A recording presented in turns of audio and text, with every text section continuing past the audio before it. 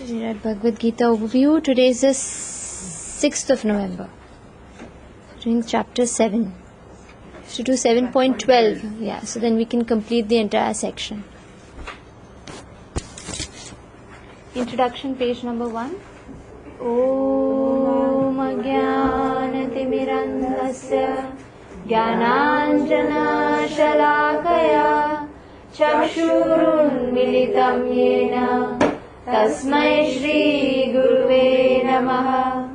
Shri Chaitanya Manobhishtam Sthapitam Yena Bhutale Swayam Rupaha Kadamahyam Dadati Swapadantikam Vandeham Shri Guru Shri Yuta Padakamalam Shri Gurun Vaishnavamscha Shri Rupam Sagrajatam Sahagana Raghunathanvitam Tam Sajivam Sadvaitam Savadhutam Parijana Sahitam Krishna Chaitanya Devam Shri Radha Krishna Padan Sahagana Lalita Shri Vishakhanvitamscha. He Krishna Karuna Sindhu Dina Bandhu Jagatpate Gopesha Gopika Kanta Radha Kanta Namostute Tapta Kanchana Gaurangi Radhe Vrindavaneshwari Vrishabhanu Sute Devi Pranamami Hari Priye Vancha Kalpatarubhyascha Kripa Sindhubhya Evacha Patitanam Pavanebhyo Vaishnavebhyo Namo Namaha. Shri Krishna Chaitanya Prabhu Nityananda Shri Advaita Gadadhar Shri Vasadi Gaur Bhakta Vrinda. Hare Krishna Krishna Krishna Hare Hare Hare Rama Rama Rama Hare Hare. So the acronym for chapter 7 is hearing, is head, and where H stands for hearing. The first, how many verses? 1 to 3. 1 to 3 verses. E stands for? Everywhere. That's what we covered last Tuesday. Verses 4 to 12. A stands for? Except origin. Verses 13 to 19. And D stands for demigods. The last 10 verses of the chapter, 20 to 30. Before we take a break for next 2 weeks, quickly take a recap of chapter 7. So here, as I've mentioned I think the 2 classes back also, that how this is the beginning of Bhakti Yoga, the section of Bhakti Yoga, where Krishna, before starting Bhakti Yoga, he's given us all preliminary ladders of the rungs of the yoga ladder. Gave us Karma Yoga, gave us Gyan Yoga, gave us Dhyan Yoga. At the end of Dhyan Yoga, he specifically emphasizes who is better than a yogi. Of all yogis, the Dhyan Yogi is one he prefers, and the best yogi, or what he prefers, is the one who practices Bhakti. That is what we ended with at chapter 6, last verse, 47th verses. That a devotee is who he definitely prefers, and he says that is my opinion. And how to begin Bhakti Yoga is 7.1 to 7.3. Here this chapter does not begin with Arjun's question. It begins with Krishna directly speaking, directly giving us the first step of Bhakti Yoga. We did that shloka. Shravanam Kirtanam Vishnu Smaranam Pada Sevanam Archanam Vandanam Dasyam Sakhyam Atmanivedhanam. Shravanam is the first verse. Is the first step of Bhakti Yoga. That is hearing. Hearing Krishna Katha or even Japa is counted as hearing. Shravan karna, that is hearing. So that is the first step. Krishna orders Arjun. He is saying Tat Shrinu. If you want to hear about Bhakti Yoga, you have to give your ears. You have to hear. Right? So the first 3 verses he emphasizing that how by hearing what happens? A person starts getting knowledge. Then he says Gyan and Vigyan. Do you remember the difference between Gyan and Vigyan? Gyan is just acquired knowledge, just download. That's what we do in school, we're just downloading everything. Right? And then what is Vigyan? If that is acquired knowledge, that is understood or realized knowledge. When you've applied the Gyan, when you've applied sciences, what are applied sciences? The theory, once you apply it and what you understand, the experience that you gather is what is? Realized knowledge. That is Vigyan.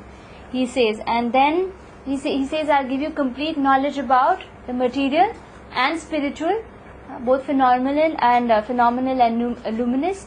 He says that is material knowledge and spiritual knowledge. Beyond this, you don't need to know anything else. Because everything that you see in this creation or in my creation, Krishna tells Arjun, it's going to be a combination of material and spiritual. The spiritual world is completely spiritual. Material world is a combination between matter and spirit. Spirit makes matter work. Otherwise, matter by itself is dead. Right? And then 7.3, Krishna says, who is qualified to receive this knowledge? He says, Manushanam Sahasreshu, thousands of them who are so busy in simply eating, sleeping, enjoyment and defending. Out of them, hardly one will try to inquire for something higher, try for some perfection. And out of thousands among those who are trying for perfection, hardly one will get to know Krishna the way he is. Right? So that's we have to, if we want to know how he is, we have to hear. Then 7.4 to 7.12, Krishna is trying to teach Arjun how to perceive Krishna, how to see Krishna everywhere. He starts from 7.4. It's a beautiful shloka, Rasoham Apsu Konteya. How he says, I am the taste of water. That quenching, the thirst quenching ability of water comes from Krishna. Yeah, the taste. We think water is tasteless, but actually the taste of water is Krishna. And like that, so many explanations he gives us. What all was there? Taste of Rasoham Apsu Konteya, Prabhasmi Shashi Suryo, the light. The light, the cooling, the burning heat of the sun and the cooling heat of heat of the moon. Both are coming from Krishna, right? The sound. Yeah. And then the sound in ether, Rasoham Apsu Konteya, Prabhasmi Shashi Suryo, Pranava, Sarva Vedeshu, Shabda Khe, the Om. The Om in Vedic syllables, the syllable Om in Vedic mantras, all the Vedic mantras begin with Om. That is also Krishna. Right? It's right from 7.4 and then 7.5 he says that how I am the controller of everything. 7.6 he says combination of matter and spirit, that's how everything is around. 7.7 he gives us a simile to understand how everything is together. Mataha parataram nanyat kinchidasti dhananjaya mai sarvam idam protam sutre mani ganaiva. Mani is like pearls. A necklace of pearls is strung together because of a thread. The thread is apparently invisible. But without the thread, the pearls are not going to come together. So Krishna says, everything that is moving, the living entities and the non-living entities, everyone is controlled, everyone is maintained. All the origin is from me, and I am invisible, just like that thread is invisible in a necklace of pearls. Yeah. And then 7.8 to 7.11, we understand how he is the essential or maintaining principle. Right.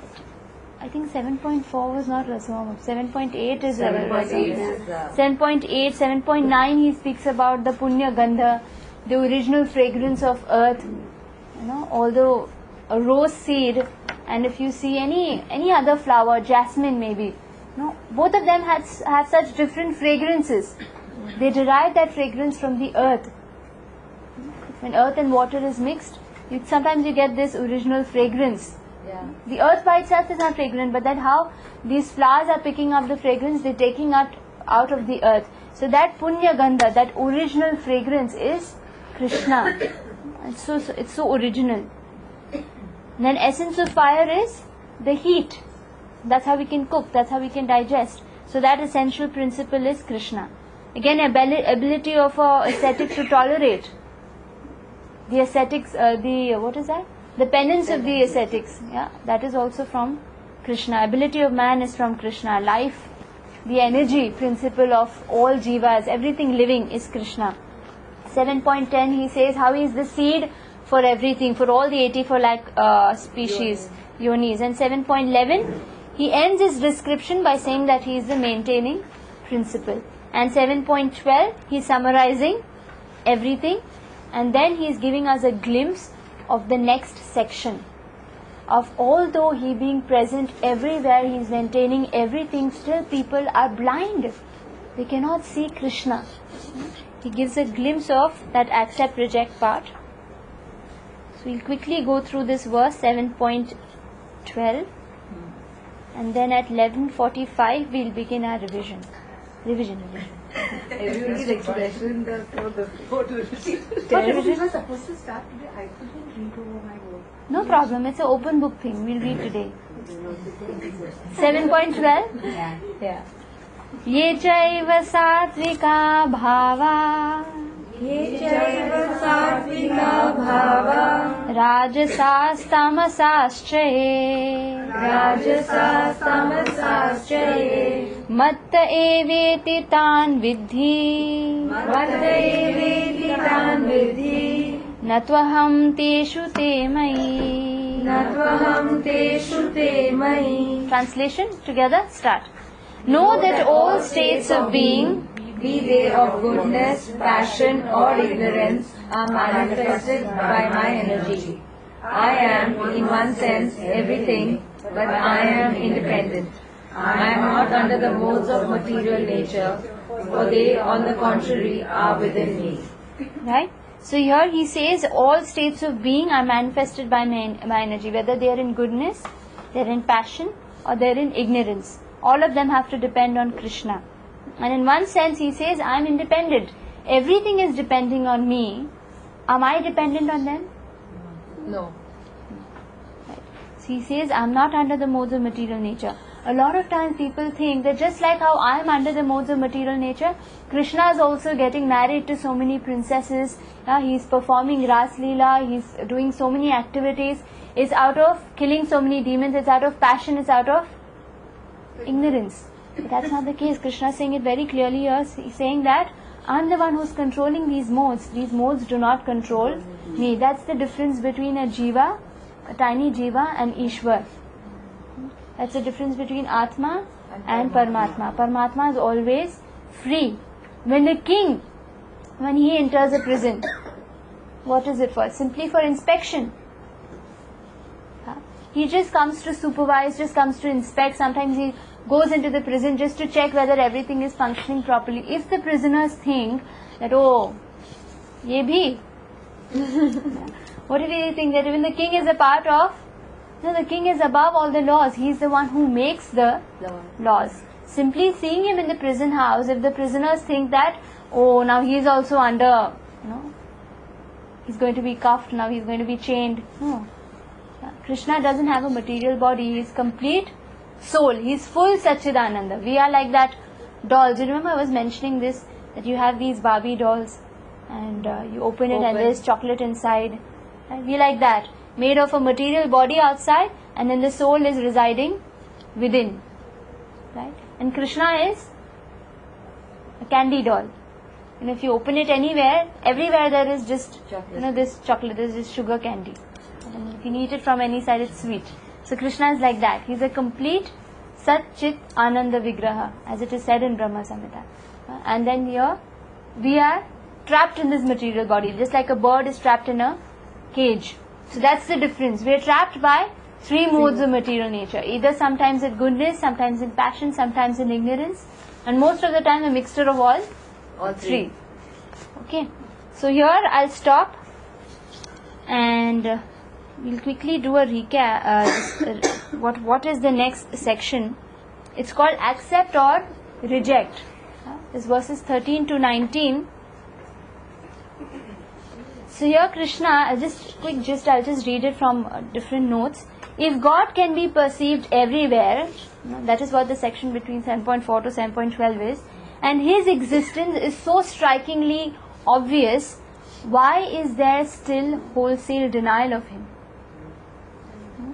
Resisting forceful compliance, Krishna endows each entity with free will. Each entity has a free will to fly their own plane and make their own decisions on where to repose their faith. He describes 4 types of people who reject God due to preoccupation in worldly pursuits. He describes 4 type of people, again another 4 type of people who do accept God, under some selfish intense motives. And then in conclusion, he describes a rare soul in this world who is able to accept God free of selfish ulterior motives and enters into a selfless relationship of love. He's trying to come to a bhakti yogi. He describes all types of people who become eligible for bhakti yoga, and then he describes a person who often a pure devotee he describes. That level of spiritual purity, Krishna says, may take thousands of years, births. Sorry, not years. Thousands of births. Yeah. So that's how he begins this next section between 13 to 19. He describes in 2 shlokas the modes of material nature, and more detail of modes of material nature is in chapter 16 and chapter 17, the divine and demoniac. How you can easily identify the 3 sections is more in. Arjun asks a question, triggering this more detailed explanation of modes of material nature. So we'll do it when we come to those chapters. Right now, we'll continue with our revision. And then Baki 4 verses he describes 4 types of people who accept Krishna, 4 types of people who never surrender to Krishna. So chapter 6, I'll just give out these papers. We'll have a very simple format.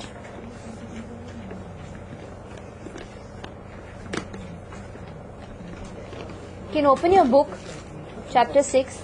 You can go through all the questions. Where did I put it?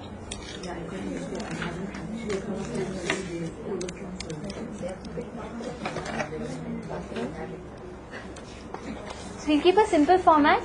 We'll just go through all the questions. You all can open your book. Whichever answers you all know, you all can write the page number maybe of your Gita. And when we are discussing it orally, then you can immediately read. I'll repeat. Give one more, no? There are more, that's it. There should be more. That's it. I have 15. Should I have the answer sheet? I'm the closest to it. Is it? There are a lot of choice questions. Sometimes you just have to tick it over there. And if it's a lengthy question, you just find it where it's in the Gita and just write the page number and You have to write the answers on the paper? Ticking you'll have to do on the paper wherever Otherwise there's a multiple choice question. Otherwise you just have to write which page number it's there on in your Bhagavad Gita. And when we're discussing, I'll just read it out. We'll discuss it. Right now it's 5 minutes to 12. We'll start discussing. Yeah, you can just tick. Yes, there are. Just write on top.